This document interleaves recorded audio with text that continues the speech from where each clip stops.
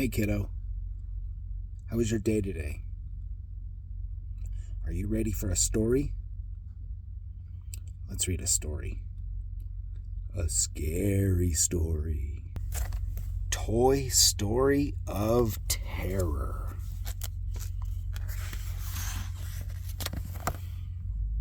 It was a dark and spooky night. A woman was being chased through a cemetery by a vampire. The vampire was getting closer and closer. Suddenly, someone screamed. "Run, Betsy, run!" Rex called out. Bonnie and her family were in the car on their way to a family vacation. Bonnie's toys were in the trunk of a car watching a scary movie. "Boring," Mr. Potato Head grumbled. "Patience," Mr. Pricklepants advised. "All great horror films start slowly." Mr. Pricklepants was an expert on scary movies. In fact, he considered himself an expert on all movies, and plays, and books. Inside the car, Bonnie rubbed her eyes. "Are we there yet?" she asked with a yawn. "Not for a few more hours," her mom replied. "You can go back to sleep." Ka-thump! Just then the car hit a pothole and blew a tire. The toys went flying and Jessie fell into a toolbox and the lid slammed shut. "Help!" she screamed. Woody and Buzz Lightyear jumped into action. The two forced open the box and helped Jessie climb out. Jessie was shaken. I couldn't find a way out," she said, gasping. "What's the matter with Jessie?" Trixie whispered. "She was abandoned in a box for years," Mr. Potato Head explained. Outside, thunder boomed and lightning flashed. The storm was getting worse. Bonnie's mom pulled over at a roadside motel. The family would be staying there until the tire on their car was fixed. Bonnie reached into the trunk and grabbed her toys. "A roadside motel is one of the most common locales for a horror film," Mr. Pricklepants pointed out when they reached their room.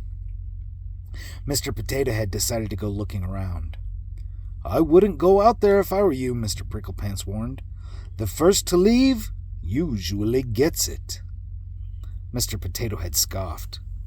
He wasn't worried. The toys went after Mr. Potato Head, but he had vanished. "Maybe this place is haunted," Mr. Pricklepants whispered. The toys split up to look for Mr. Potato Head.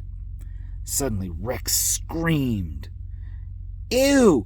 I stepped in something," he said, trying to wipe goo off of his foot. As Buzz looked around, he realized that Mr. Potato Head had stepped in the same stuff. He had left a trail of footprints. Trixie followed the tracks to an air vent. As she looked down, she fell in and disappeared. The toys followed Trixie into the vent, with Buzz's glow-in-the-dark features lighting the way. "What happens now?" Rex asked Mr. Pricklepants. "This would be the part where the characters get separated and then picked off one by one," answered the hedgehog.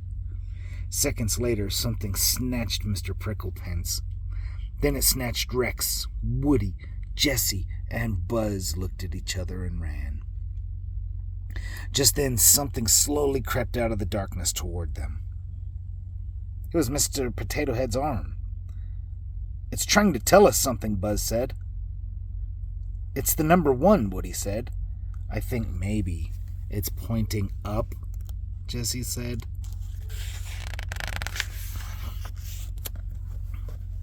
Above the toys was a vent. The trio followed it to a bathroom. As Jessie looked around, something snatched Woody and Buzz. Then something pulled Jessie under the sink. It was Combat Carl, a soldier toy with a missing hand. "This place isn't safe for toys," he warned her. The pair heard a noise. "We're trapped!" Jessie cried. "Combat Carl never gives up," the soldier toy said. "Combat Carl finds a way." The toys tried to run, but something snatched Combat Carl. Jessie was on her own. The cowgirl hid in the bathtub. Seconds later, she heard a loud rip. Claws slashed at the shower curtain. As Jessie backed up, an iguana appeared. It had Mr. Potato Head's arm in its mouth. Jessie prepared for the worst, but the iguana was actually friendly.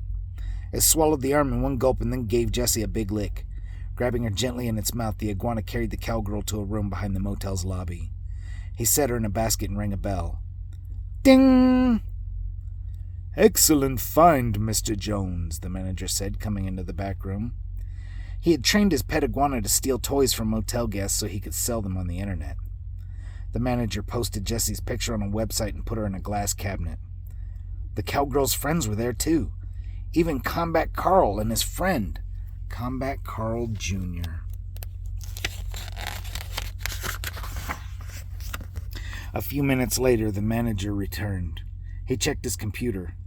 He had sold Woody. Reaching into the cabinet, he grabbed the cowboy and packed him in a box.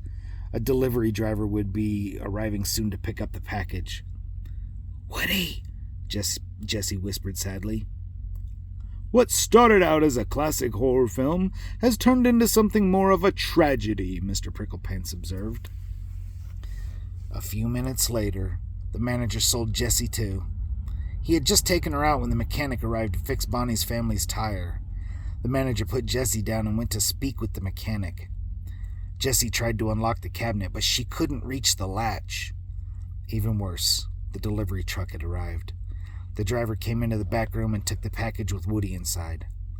Jessie didn't know what to do, but Combat Carl had a plan. "Listen," he said, "in a few minutes the delivery lady is going to come through that door to take the other boxes, and you're going to be in one of them." Jessie panicked. "I can't get in a box," she said. "Jessie," the soldier shouted, "when Combat Carl gets stuck in a jam, he says to himself, 'Combat Carl never gives up. Combat Carl finds a way.' Now say it," he ordered. Jessie tried. "Combat Carl never gives up. Combat Carl—" "You're not Combat Carl," he shouted at her. "Oh, Jessie never gives up.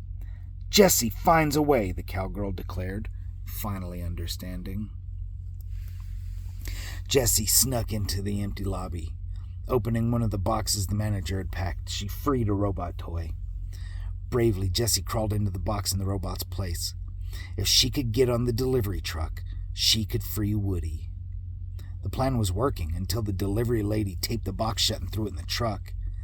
Jessie began to panic. Then she remembered Combat Carl's words. "Jessie never gives up. Jessie finds a way," she told herself. Feeling around, the cowgirl found a paperclip. She used it to slit the tape and crawl out of the box. Then Jessie found Woody.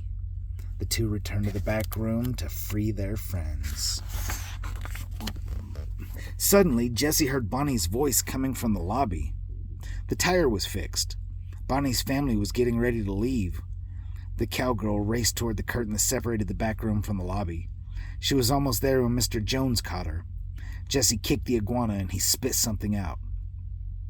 "My hand!" Combat Carl shouted from inside the cabinet. Mr. Potato Head's arm was also inside the iguana's mouth. Jessie grabbed the arm and used it to pull the curtain open. At that moment, Bonnie's toys looked through the curtain and saw the cabinet. "My toys!" she cried, running into the back room. "Are those my daughter's toys?" Bonnie's mom asked the nervous motel manager. Meanwhile, Mr. Jones put Jessie in the basket on the floor and rang the bell. Looking down, Bonnie saw the cowgirl.